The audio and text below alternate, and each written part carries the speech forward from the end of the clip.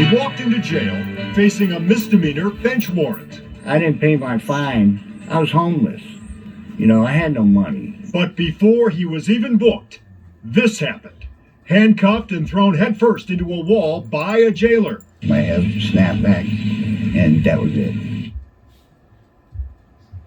Tonight, as the FBI investigates what happened to Jeff Fry inside the Lorain County Jail, Fry is telling his story for the first time publicly to one reporter.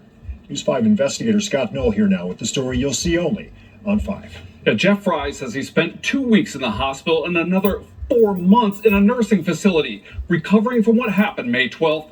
Injuries that his lawyer says included a broken neck and permanent spinal cord damage.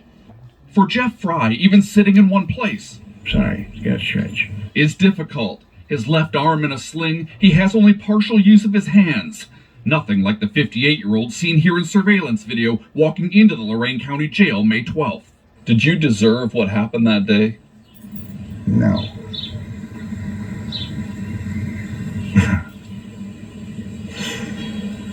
You get emotional. Well, of course. Every time I think of it. That's why I try and be happy. Nothing's ever easy. According to this Elyria police report, officers arrested Fry on a municipal court bench warrant. The report says Fry was under the influence of alcohol, but capable of walking on his own. Jail video shows he's searched, then walked through the jail's Sallyport area. That's when the video shows Fry, who's handcuffed behind his back, briefly turn away from the jailer escorting him. That corrections officer, Brian Tellier, then appears to grab Fry and fling him face first toward a glass wall. Still handcuffed and unable to brace himself, Fry's face and head hit the base of the wall. I was knocked out completely. Body froze. Couldn't move. Nothing. Nothing. In his report, that jailer told supervisors because of the, quote, risk of potential escape, he attempted to place Fry against the wall, but that Fry fell due to his intoxicated state. While there's no audio on the surveillance video, Fry says he had no plans to escape. I was in handcuffs. That's a 15-foot fence, barbed wire. You can't climb a fence like that. And I never jumped before, never ran. The Elyria police officer who was there reported it appeared as though Fry tripped over his own feet.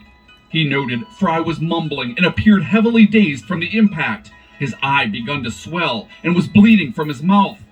Fry says he doesn't remember what happened next, but video shows jailers pick him up and carry Fry, his legs dragging beneath him, into a holding area. Fry says that's where he came to. And they started talking and asked me how I was doing. I said, I don't know, you just broke my neck. Despite that, at no time on the video does anyone appear to stabilize Fry's head. Instead, a nurse checks his vital signs. With Fry seated, propped up against a wall, Tellier appears to twice reenact what happened. That was not a dangerous situation. There was no need to use any force against him. Civil rights attorney Nick DiCello represents Fry. He believes not only was his client assaulted, officers tried covering it up. I mean, if those officers were here on this street corner with us right now, and I did something like that to you or to Jeff, I'd like to believe both of them would have me arrested and take me to jail for doing it. An ambulance was called for Fry, but according to a letter from the jail's administrator, it was not a result of the use of force. Instead, James Gordon told a sheriff's captain it was for Fry's, quote, extreme intoxication and low blood pressure. That jail administrator, James Gordon, is Tellier's father-in-law, according to a sheriff's captain. Again, without audio, there's no way to know what that ambulance crew was told about Fry's injuries. But watch what happens as they try to position Fry on the stretcher. Fry says he doesn't remember it, only saw it weeks later on video. I wanted to see what was done to me too. Anybody would. And then when you saw it, what'd you think? I said, oh my God. And, a few other choice words. He doesn't understand why this happened. You'd never get it out of your mind. And while Fry says he's focused on trying to get back to as close as normal as he can, he also wants accountability for what happened to him. I don't see how they could, do that to somebody. Just out of humanly respect, just to treat somebody like you could throw them around. Records show the Lorain County Sheriff's Office opened an investigation into Tellier's actions in May. A lieutenant found Tellier used inappropriate and excessive force against Fry. That same lieutenant found Tellier also falsified county records by submitting inaccurate incident and use of force reports. However, more than 2 months later, there was no indication Tellier was disciplined for any of it.